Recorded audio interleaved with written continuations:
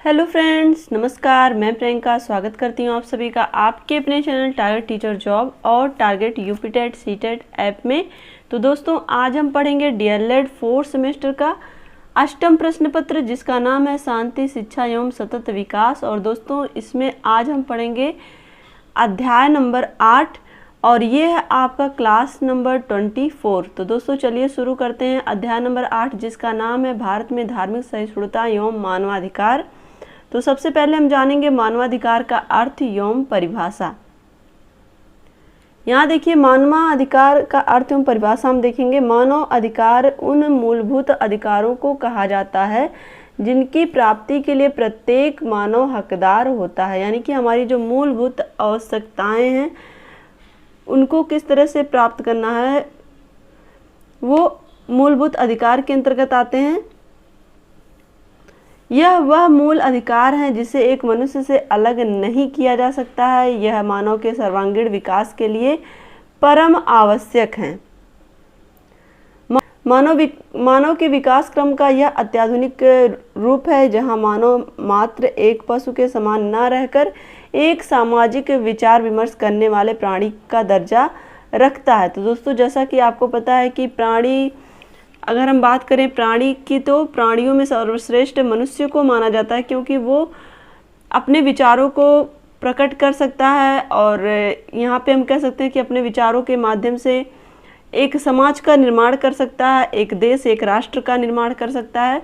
तो दोस्तों, यहाँ पर देखिए, मानव अधिकारों को सामान्य अधिकार यानी कि कॉमन राइट भी कहा जाता है, क्योंकि यह विश्व के समस्त स्त्रियों एवं पुरुषों के द्वारा समान रूप से प्रयोग किया जाता है। तो दोस्तों, मानवाधिकार को कॉमन राइट्स भी कहते हैं, यानी कि सामान्य अधिकार भी कहते हैं। यहाँ पे देखिए JES फॉसेट के अनुसार, तो इनके अनुसार देखिए मानवाधिकार की क्या परिभाषा। यानी यहाँ पे देखिए, मानवाधिकार का मतलब हमारे उन मूलभूत अधिकारों से है जिनकी प्राप्ति के लिए प्रत्येक मानव हकदार होता है। यानी कि जिसका प्रत्येक मानव को अधिकार है कि वो अपने मानवीय अधिकारों को ग्रहण करे। तो दोस्तों, यहाँ पर देखिए, अब हम देखेंगे JES फॉसेट के अनुसार क्या। मानव अधिकार कभी कभी मौलिक अधिकार या मूल अधिकार अथवा प्राकृतिक अधिकारों के नाम से पुकारा जाता है। मौलिक अधिकार वे अधिकार हैं जिनको किसी व्यवस्थापिका द्वारा छीना नहीं जा सकता। प्राकृतिक अधिकार पुरुष एवं स्त्री दोनों से संबंधित है, साथ ही वे उनके स्वभाव के अनुकूल होता है। तो दोस्तों, यहाँ पर बात करें, जो हमारा अपना मूलभूत अधिकार है वो प्राकृतिक अधिकार उसको कहते हैं, और वो स्त्री और पुरुष दोनों से संबंधित होता है। यहाँ पर किसी एक से नहीं, बल्कि स्त्री और पुरुष दोनों से संबंधित होता है। और यहाँ पर आगे हम देखें दोस्तों, मानव अधिकारों की आवश्यकता क्यों पड़ी। तो दोस्तों, 10 दिसंबर 1948 का दिन मानव जाति के इतिहास में ऐतिहासिक दिन के रूप में जाना जाता है। इसलिए इस दिन को संपूर्ण विश्व मानवाधिकार दिवस के रूप में मनाया जाता है। तो दोस्तों, मानवाधिकार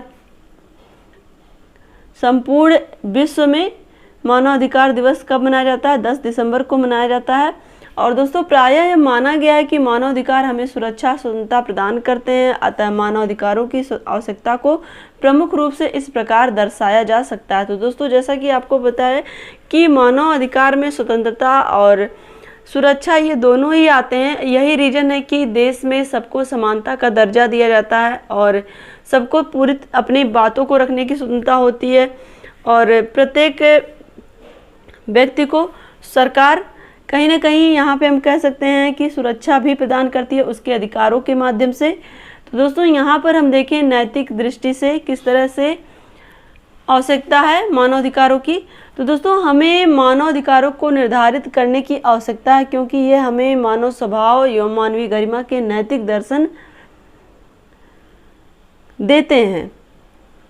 वास्तविकता यह है कि विश्व भर में युद्ध, हिंसा, असहिष्णुता और गरीबी मानव गरिमा के दैनिक उल्लंघन का परिणाम है। तो दोस्तों, जैसा कि आपको पता है कि जीवन को अच्छे ढंग से जीने के लिए हमारा अपना अधिकार होना बहुत ही ज़्यादा आवश्यक होता है। यदि हमारे अस्तित्व एवं संरक्षण की आवश्यकता को पूरा किया जाए तो हम शैक्षिक एवं सांस्कृतिक गतिविधियों के माध्यम से व्यक्तिगत एवं सामूहिक क्षमता को विकसित करने पर ध्यान केंद्रित कर सकते हैं। और दोस्तों, यहाँ पर हम ये कहें कि मानवाधिकार हमें याद दिलाता है कि क्या स्वभाव है, क्या कठिन से कठिन परिस्थितियों का सामना करने में व्यक्ति कितना योग्य है। तो यहाँ पे हो गया नैतिक दृष्टिकोण से। अब आगे हम देखते हैं दोस्तों राजनैतिक दृष्टिकोण से। दोस्तों राजनैतिक दृष्टिकोण से मानव अधिकारों की आवश्यकता होती है। कोई भी राष्ट्रमंडल देश वास्तव में मानवाधिकारों को पूरी तरह कार्यान्वित करने का दावा नहीं कर सकता है। तो दोस्तों यहाँ पर हम देखें तो मानवाधिकारों ने हमें एक राजनैतिक दृष्टिकोण या बदलाव के लिए एक एजेंडा भी दिया। यदि हम अपने स्वयं के स्कूलों, समुदायों या देशों के घोषणा पत्र में निर्धारित मानकों के खिलाफ मूल्यांकन करते हैं तो हम सामाजिक और राजनीतिक परिवर्तन के लिए एक एक कार्यसूची विकसित कर सकते हैं। और दोस्तों सभी के लिए मानवाधिकारों की उपलब्धि में सुधार करने की कोशिश करने के लिए नई नीतियां एवं प्रक्रिया, नई विकास योजनाएं और नए कानून बनाए जा सकते हैं। तो दोस्तों यहाँ पर देखिए कोई भी देश पूरी तरह से मानवाधिकारों को, जितने भी मानवाधिकार हैं वो अपने जो भी देश के नागरिक हैं उनको नहीं देता है। कहने के लिए तो मानवाधिकार प्राप्त हैं, लेकिन अगर हम बात करें तो ऐसे बहुत सारे मामले आते हैं जहां पर मानवाधिकार का हनन होता है। एक तरह से वहां पर जो सरकार है कहीं ना कहीं अपनी मनमानी करती है। तो ऐसे आपके दृष्टि में भी आसपास या फिर हम कह सकते हैं देश से संबंधित बहुत सारे मुद्दे ऐसे होते हैं जहां पर आपको मानवाधिकार का हनन देखने को मिल सकता है। तो दोस्तों आगे हम चलिए देखते हैं। यहाँ पर देखिए नंबर 3 है सुरक्षा के दृष्टिकोण से। हमारे कानूनी अधिकारों का राज्य द्वारा उल्लंघन किया जाता है तथा हमारे समाज के भीतर और निष्पक्षता को प्रोत्साहित करने के लिए हमें मानवाधिकारों की आवश्यकता है। तो दोस्तों यहाँ पे देखिए सुरक्षा के दृष्टिकोण से अगर हम देखें कई देशों में अशांति के समय बात करें तो पुलिस का इस्तेमाल सरकार के विरोधियों को रोकने या उनकी संपत्ति जब्त करने के लिए किया जाता है। हालांकि इस तरह के कृत्य लिखित कानूनों के विरुद्ध हो सकते हैं। तो दोस्तों अक्सर देखिए जो सरकार तानाशाही दिखाती है वो कहीं ना कहीं अगर उसके खिलाफ कोई भी कुछ भी कदम उठाता है तो वहाँ पर वो अपने बल का इस्तेमाल करती है, यानी कि अपने पुलिस बल का इस्तेमाल करती है, जिससे कि उनके जो भी विरोधी हैं उनके बातों को, उनके मांगों को दबाया जा सके।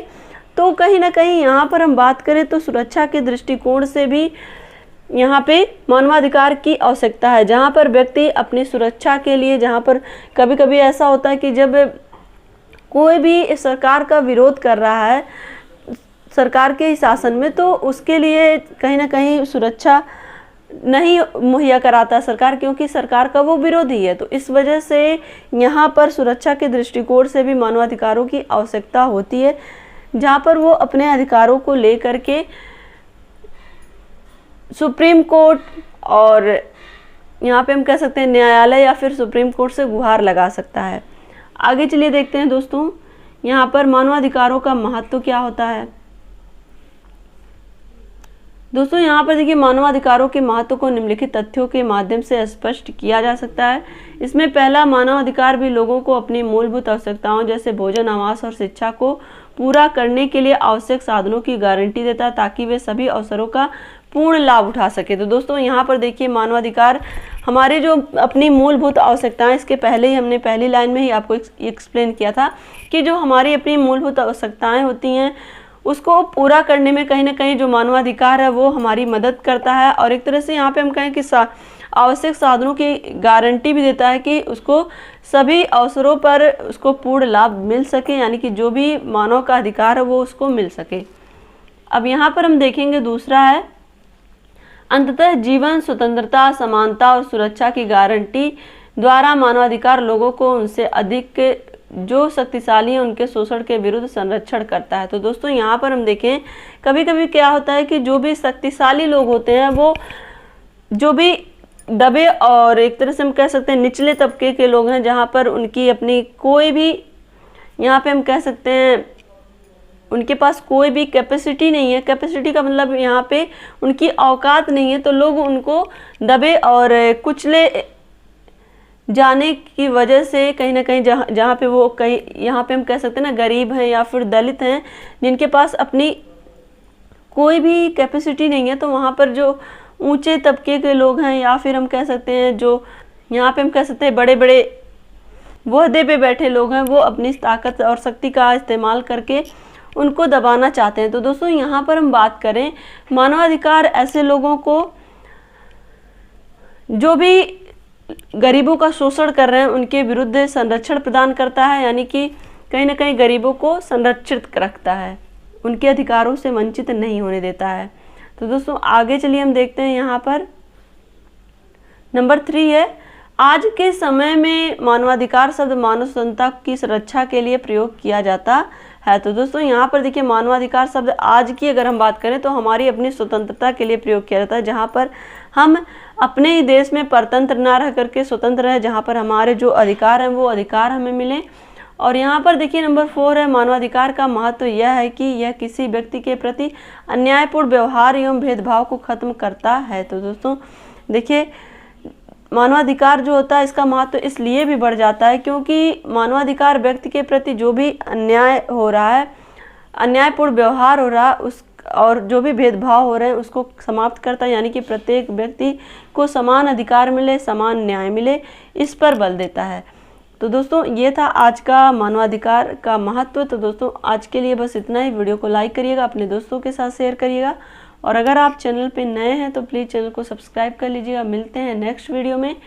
और दोस्तों हमारे जिन भी प्रशिक्षु भाई बहनों ने जिनको ये नहीं पता है कि इस चैनल के माध्यम से हिंदी और सामाजिक अध्ययन की भी क्लास रेगुलर प्रोवाइड की गई है, जिसकी लिंक आपको डिस्क्रिप्शन में मिल जाएगी। साथ ही आपको चैनल की प्लेलिस्ट भी अवेलेबल है, तो आपको जहां भी सुविधा हो वहाँ से अपनी स्टडी करिए।